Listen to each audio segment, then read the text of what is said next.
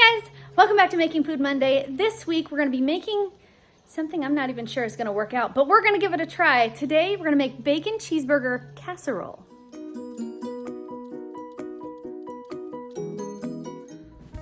For today's recipe, we are going to need salt, burger seasoning, pepper, heavy cream, Worcestershire sauce, eggs, an onion, Dijon mustard, cream cheese, garlic, cheese, bacon, and ground beef. And that is all we're gonna need for today's recipe, guys.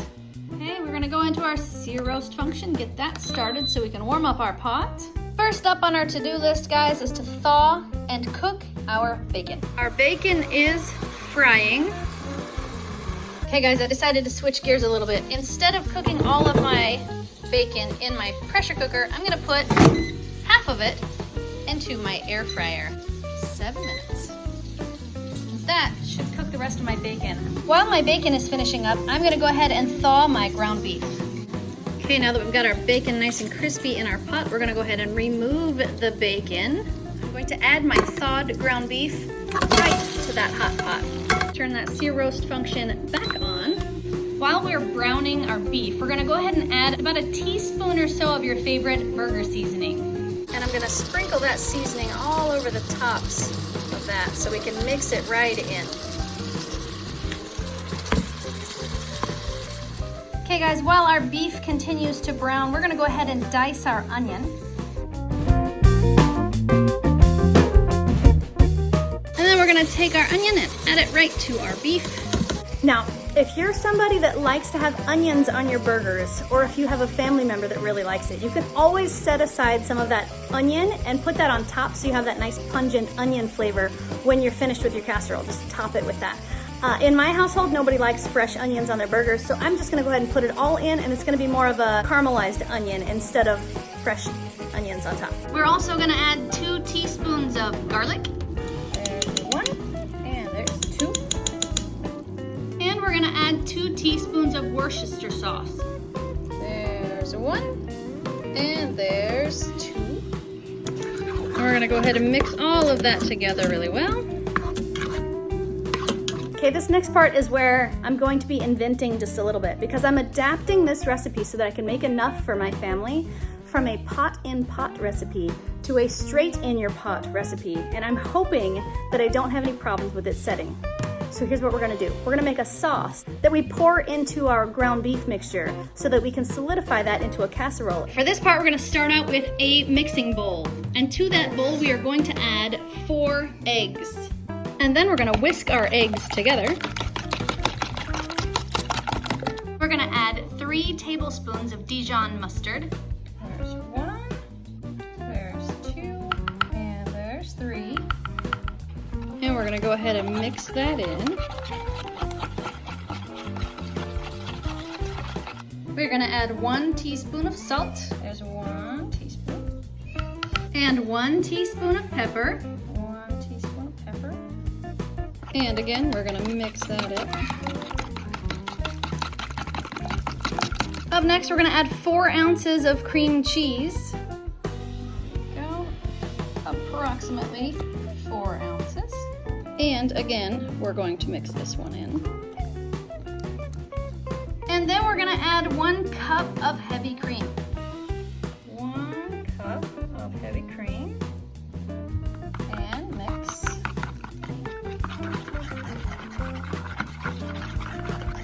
And the last thing we're gonna add to our sauce is our cheese. I happen to have cheddar jack cheese. You can use any kind of shredded cheese you would like. 2 cups of cheese. There's 1 cup. And 2 cups of shredded cheese. And again, I'm gonna mix my cheese right into my sauce. Now we're gonna take our cheese sauce and we're gonna pour it right over the top without mixing all of those juices in. We're gonna pour that right over the top of our meat. Now we're gonna take half of our bacon and we're gonna dice that into nice small pieces.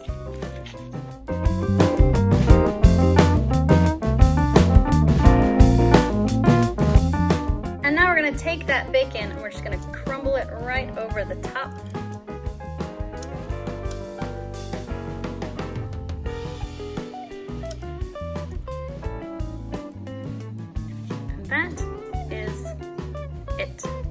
Now we're ready to seal up our pot. We're gonna drop down here into our chicken function because that's our high pressure. We're gonna bring that time cook down. I think we're gonna do 10 minutes. But again, I'm just kind of guessing on this because the pot-in-pot recipe is just a little bit different. I think it's gonna behave just a little bit differently while it's in the pot because the moisture that's already in the casserole itself is what needs to seal the pot. And that cream is gonna be sitting right on the bottom of the pot, which might be an issue. It might burn to the bottom, but I don't think it will. I'm gonna trust it this time and hope that I'm right. But I think that because there's eggs in it, it needs about 10 minutes to set, and hopefully after 10 minutes, we'll be good to go. Okay, trial number 1. It did not seal. It just started counting down the time. So I turned it off. I'm gonna start again, and this time when it gets close to sealing, I'm gonna give it CPR. I'm gonna push down really hard on the top. We're gonna get that thing sealed up this time. Okay, we got it to bump up there. Another second. As soon as it starts dancing around, we're gonna try that again.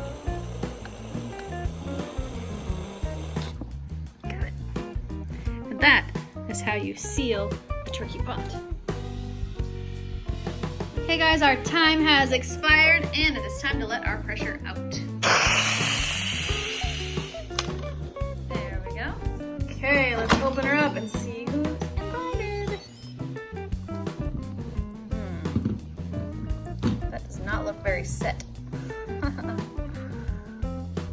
So it looks like it's probably set as much as it's going to set, but it's also going to be a bit, we'll use the term loose, because I don't think it's going to firm up anymore the way that it is. So I think this is, you get what you get. And honestly, looking at it, I don't believe it's a pot-in-pot issue. I think it's more of a too much liquid to start with issue. And I'm not sure that that would be any less because it was a pot-in-pot. I think it would still happen. I just think maybe this recipe wasn't ever going to firm up very much. So let's get it served and see what it tastes like. And there we have it, guys. Bacon cheeseburger casserole with extra bacon served on top with extra cheese. I do have to say before we call our guinea pigs though, I'm a little bit skeptical about this one because it appears to have burned on the bottom. I'm not sure if it burned or not, but it's awfully dark on that bottom side. Okay, Jaxie, I've got it made and it's plated. Now all we need are our guinea pigs. Do it. Guinea pigs!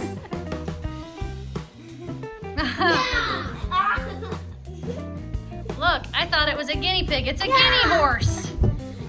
I don't know what that one is. Who wants to taste it? Don't touch my food. I think we should start at the back of the line today, and usually the one that goes last is Dad. Oh, really? Oh, sweet. It smells amazing. I mean, we're talking bacon and beef and cheese and eggs. I'm a little worried looking at it that it's going to taste like scrambled eggs on top. It is not supposed to. So let's see. It smells amazing. I'm just skeptical about this whole recipe, so I'm going to be quiet. You just tell me what you think. Yum. Is it good? I would say a little salty, but that's good. I mean, bacon, once again, bacon, cheese, beef, egg. Oh yeah, that's really good. How many thumbs are you going to give that, Dad? Who's next? If we go from the back of the line, that makes Jackson next. Jackson always has to go almost last.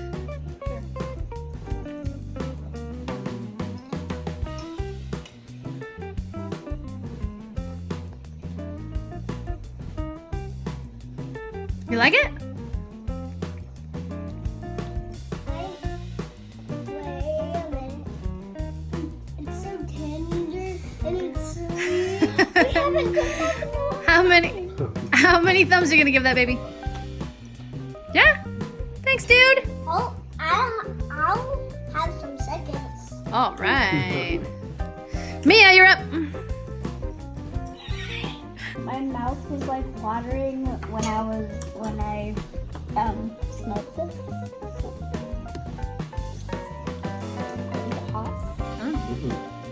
Soda.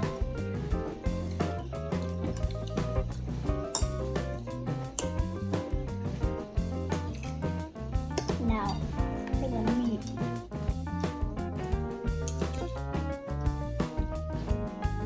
Was it good? How many thumbs are you gonna give that, Mia?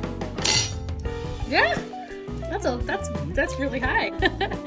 Thanks, Mia. You're welcome. All right, Jordan, that leaves you. I hate going last because you watch everyone saying that it's amazing.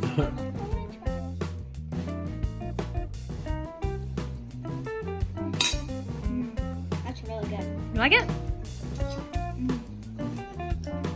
It's hard to describe. You don't really taste the eggs. No? Oh, good. I was worried it was gonna taste like eggs sitting on top of meat. I was worried that the Worcestershire sauce would be overpowering. It's really not. Good. So how many thumbs are you gonna give that? Lots? It's good. Thanks, man. Okay, guys, my final thoughts. This recipe was a bit surprising because when I first opened it up, I thought, oh no, it didn't set. So I kind of pulled it away from the edges of the pot a little bit and let it sit for just a minute to see if it would set. And I thought, nope, it's not gonna set. It's just not going to. So I served it. And then after we were eating and we went back for a little bit more, it had set. All of that juice that was in there had absorbed back into the meat, and it was actually better after I'd let it sit for a minute. So let it set. Other than that, it was really good. The black stuff that was on the bottom that I was worried had burned was not burned at all. I think maybe that was just the Worcestershire sauce or the combination of the juices in the meat that it just kind of sat on the bottom and turned a dark caramely color, but were not burned. It didn't taste burned at all. The cheese sauce layer needs to be mixed into the meat, otherwise it tastes a little heavy on the mustard to me. I'm not a huge mustard fan to start with, but it was good once you mixed it into the meat. It had really good flavor. Overall, I definitely give this one 2 thumbs up. I think it was really, really tasty. It was just surprising, and I didn't expect it. Who thought the bacon cheeseburger casserole was yummy? The first couple bites it is, but after it sets for a while, I think it tastes good. Jordan thought it got a little strong after a while, and he decided he didn't care for the cheese mixture, the egg and cheese. Mustard slash Worcestershire sauce. No, it wasn't the Worcester was in the meat. The mustard was in the eggs. Yeah, it must have been the mustard then. Yeah, I think it was probably too much mustard for you. Even as I was eating it, I was thinking, man, sometimes it's a bit much. So I really enjoyed it. However, I do understand why you would think that there was too much mustard. So if you're not a huge mustard fan, maybe cut your mustard down to 2 tablespoons instead of 3. We didn't even mention today, guys, even if you're not on the keto diet, this one is delicious. And if you are on the keto diet, it is keto friendly. Yep. But right now, it's probably just time for you guys to go to bed. So why is Worcestershire sauce keto? There's no sugar in it. Worcestershire sauce. So, if you like this video, give it a thumbs up. If you want to make this channel strong, share it with your friends. And now, good night, YouTube. See you tomorrow. And if you haven't subscribed, please subscribe now. Poof! I like the casserole.